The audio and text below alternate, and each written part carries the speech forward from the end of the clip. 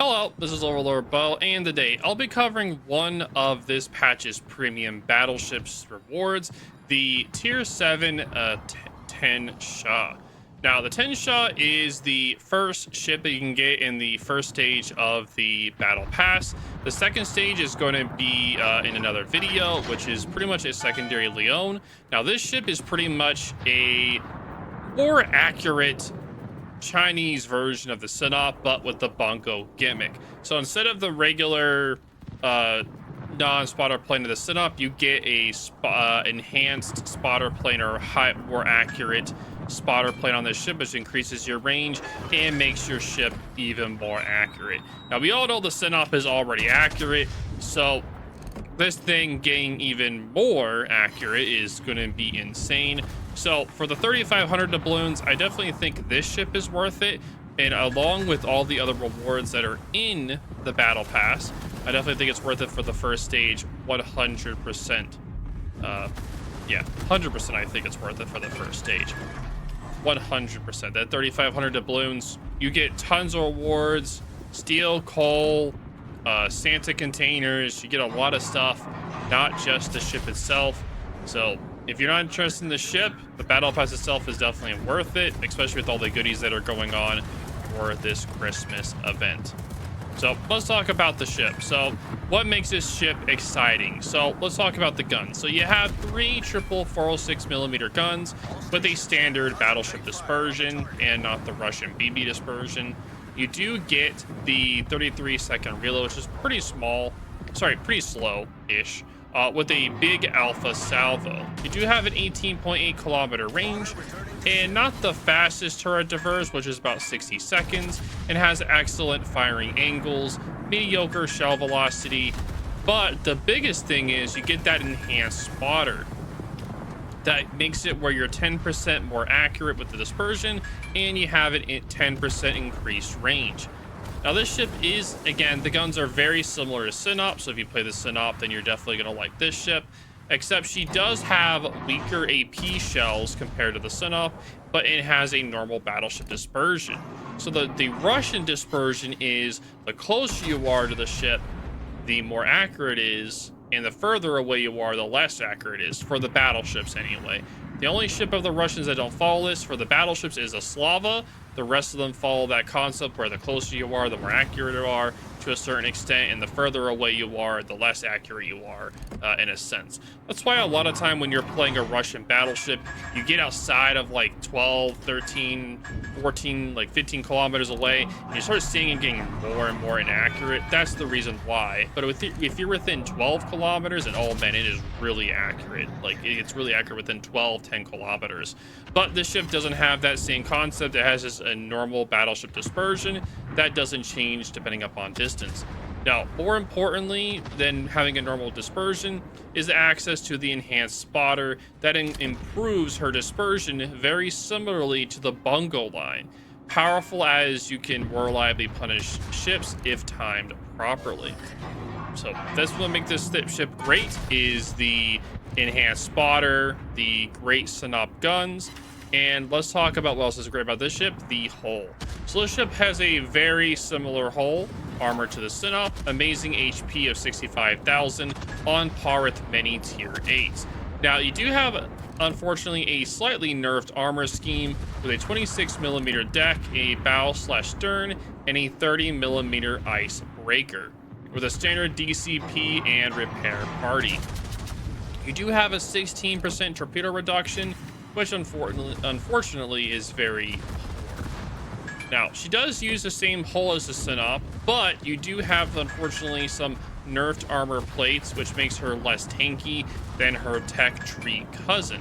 The loss of the 75mm side armor is exceptionally big, as it means less bouncing shells when angled.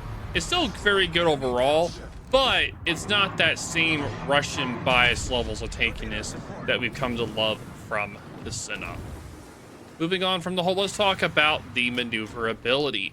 For the maneuverability, you have a 27 knots top speed. If you have the speed flag, it goes up to about 29 knots. And you do have an amazing turning radius of 840 meters, which, surprisingly enough, has a tighter turning radius than the Synop despite sharing the same hull. Not sure why, but it helps her with dodging torpedoes. And yeah, 840 meters is an incredible turning radius for this ship. It's really, really strong. But you do have a rudder shift to 12.9 seconds, so make sure to still try to dodge, quote unquote, with that. But again, maneuverability great, top speed, pretty good for tier 7. For concealment, you have a best surface detection of 13.6 kilometers with the best aerial detection of 9.4 kilometers. Which this is somewhat mediocre detection range, which is made worse with the fact that you can't build into concealment. But this ship doesn't really mind though, because if you think about it, a lot of tier 7s, this is like the normal detection for them. They get spotted from really far away because it's that sweet spot where you don't get the tier 8 module, but you still get that tier 7 kind of detection. So that's almost tier 8, so it is kind of painful for that. So the consumables on this ship, you get a standard damage control party with the standard battleship heal, and then you get the enhanced spotter plane with the 10% range and the 10% better dispersion. And that is massive. That is what makes this whole thing special over the Synop, is that you get a way more accurate dispersion when you're shooting your guns. So let's talk about what's not so great. Anti-air. Yeah. Rip. If you're dealing with a tier 8 CV, you're just gonna suffer, so good luck with that. If you're dealing with a tier 6, then yeah, you have a fighting chance, but a tier 8 carrier, yeah, you're absolutely screwed. So, unfortunate. The ASW, you have the same ASW as the other tier 7 battleships, so aerial depth charges, which are really nice, so thumbs up for that. Secondaries, no, don't build into secondaries on this ship. This ship is a sniper, mid to long range sniper. It is definitely not a brawler, so do not play this ship like a brawler or you will suffer. Anyway, moving on from that. So the Teng She is the sniper version of the Russian battleship, the Synop, that's been in the game for a very long time. So, like how the Teng She is a sniper version of the Russian cruiser Riga, and essentially plays more like a Yamahari or Bungo in terms of playstyle. So you see a lot of Bungos at the back of the map where you see them kind of sniping or middle to long range distance with them. Yeah, that's kind of how this thing is supposed to play. You want to stay more at mid to long ranges, looking for those sweet broadside targets to exploit. Battleships, cruisers, you name it, it's gonna do a lot of damage. And when the opportunity presents itself, you just pop that spotter and go for that kill with that improved dispersion to get that really nice kill shot on the enemy. And the spotter plane is crucial as it gives you enough time to fire 2 improved salvos instead of 1. So you have 2 chances to get really good shots on the enemy if they're showing broadside, but a lot of time enemy will give you 1, so make sure to make that shot count. Now, unfortunately, even though the ship does have the Synop hull, it does not have the armor. Even though the armor scheme is the same, it just has less of it, has less armor on the ship. So avoid getting into brawling ranges where enemies can outmaneuver and hit your broadside, or you'll be deathstruck. You'll be citadeled, just like the Synop, but it's easier, slightly easier to do so. So overall, I say this ship is a pretty decent ship with a solid gimmick. If anyone here has played the Bungo or the Synop and you enjoyed that, then you'll have a lot of fun playing this, and you'll easily adjust to this ship very quickly. And again, this ship will be available in the paid event pass, which costs 3,500 doubloons, and I highly recommend the battle pass, not just for the ship itself, but for all the rewards that are in it. So you get a ship for the 3,500 doubloons and all the rewards as well. And everyone here that's listening to this video is most likely as well going to be grinding all the snowflakes. It's not going to be hard for you to get all of the battle pass rewards by just playing the game daily or every few days. It's not going to be hard. So I feel like it's definitely worth in the long run to do that. And this ship is definitely worth it, as well as the battle pass, for sure. Now the second ship, the second one, which I'll have my separate video on later, I'm not as sure. The playstyle is more secondaries, and it's gonna be more fun to play on EU because you have better tier 7 matchmaking on EU. But for NA, a lot of the time you get up tiered on NA when you play tier 7s. And if you have that happen in a secondary ship like that, then you're going to be suffering. While at least in this ship, you can stick to medium to long ranges, and you have the versatility to switch between HE and AP a lot more to do a lot of long range sniping with the ship.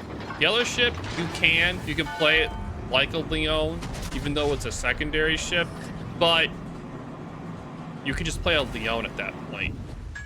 But we'll see. The rewards are probably still going to be worth it anyway. We haven't seen the second stage of the battle pass yet, but we'll take a look at it when the time arises. But yeah, I hope you guys enjoyed my review of the ship. If you guys have any questions or anything, let me know though. And let me know what you guys thought about this ship. I do like the camo a lot on this ship.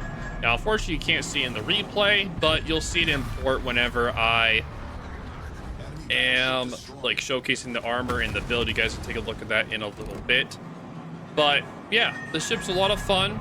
Good fun for tier 7. It's going to be a nice crew trainer for any of the any of the Pan-Asian battleships that come out. It's a nice crew trainer for that. So I know a lot of people don't have, a lot of people probably don't have a lot of interest in the Pan-Asia line. So hopefully this will start bringing some attention to it, and then hopefully they have some new lines coming out for the Pan-Asia, so you can actually have an excuse to grind the Commander XP on it. Because, yeah, it's going to take a lot of grinding to get your commanders to point 21 in those lines that are newer to the game, or the nations that aren't as popular. Because, yeah, it's a lot of time investment for sure. So hopefully this ship will help you guys grind out a lot more for sure. But anywho, let's take a look at the build, and then we'll be done with today's video. All right, so let's take a look at the armor before we talk about the build. So this is the special camo we were talking about earlier. That comes in the battle pass when you get the ship. Very nice camo, very nice camo. It does not have a special horn, it is just like the Synop, so pretty much identical there. So very Christmassy vibe with this ship. Even has a little helicopter on the bow. Very nice, very nice. So taking a look at the armor, it's almost identical to the Synop, but just a little bit less compared to it. So 26mm bow, 30mm bow protection, sorry, armored bow. And same for the aft. 300 little armor plate on the side, 26mm deck. Now, it does have a very interesting turtle back here for the protection, but the Citadel is above water, so definitely be careful of that, or you're going to get eating a lot of Citadels. So definitely be careful of that, and don't be showing a lot of broadside, or you'll be taking a lot of damage. Now let's go and start looking at the build. I use the unique commander, but you don't have to do anything with him. It makes it where if you get combat scouts or torpedo runs, or if you get potential damage, you get quicker. Well, this is the most important one, where if you take 1.5 million potential, you get 6.5% ship consumables quicker in reload. So that means that you get your DCP, your repair party, and your high precision spotter quicker, which is very important for the build, because you're trying to get this back as quickly as possible to be able to use that better accuracy to hit enemies. So so the build of this ship, it's pretty much going to be exactly like a Synop. I normally don't build into emergency repair specialist, but with this commander I do. If you like, honestly, I'm just gonna do this. Honestly, I just do it like this. So if you want to see the order, gun feeder first, then turret diverse, then adrenaline rush, then fire prevention, You can then do emergency repair, then concealment, then improved repair party readiness is how I would do the build. Adrenaline rush is so that you like the more damage you take, or the lower health you are, the faster your reload is. The grease the gears is better turret diverse. Gun feeders so you can switch between AP and HE better. This is more important in higher tier matches, even though the guns are great on this ship. If you are dealing with the battle in battles, sometimes you want to use HE, and it's better just to get fires at distance rather than trying to deal with getting ricochets on bow and targets. The improved readiness is so that if you take 2 million potential, you get an extra heal, which is very nice. And per 100% of the ship's base HP, you get a 0.8% buff to your repair party cooldown, so you get your heal back quicker. So it's really nice with this ship.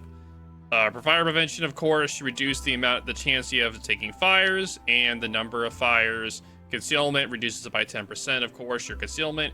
And the emergency repair expert makes it where your DCP and repair and your heal gives you 10% more. And you get an extra heal. So very important for any battleship builds. For consumables, main armament expert, it makes it, main armament modification.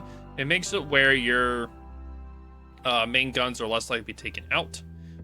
For damage control system 1, makes it where your chance of flooding and fires is less. So very important. Aiming systems makes it where your shells are more accurate. So very nice there. And of course, the last one is propulsion. You can pick propulsion or steering or damage control party. Either it's all a personal preference. These three do not take airstrike modification. It's not worth it at all. But these three are all personal preference. I like propulsion so I can do more throttle juking and get moving quicker, because if you're not moving, you're not dodging. So if you're moving, you're more likely to dodge. And then you have the damage control system 2. This makes it where the fire and flood is 15% less. And the steering gear that makes it where your rudder shift is quicker. So you can do it either or on that. But yep, that is going to be my build for the Teng She. If you guys have any questions or concerns, definitely leave them in the comments down below. And let me know how you guys like the ship.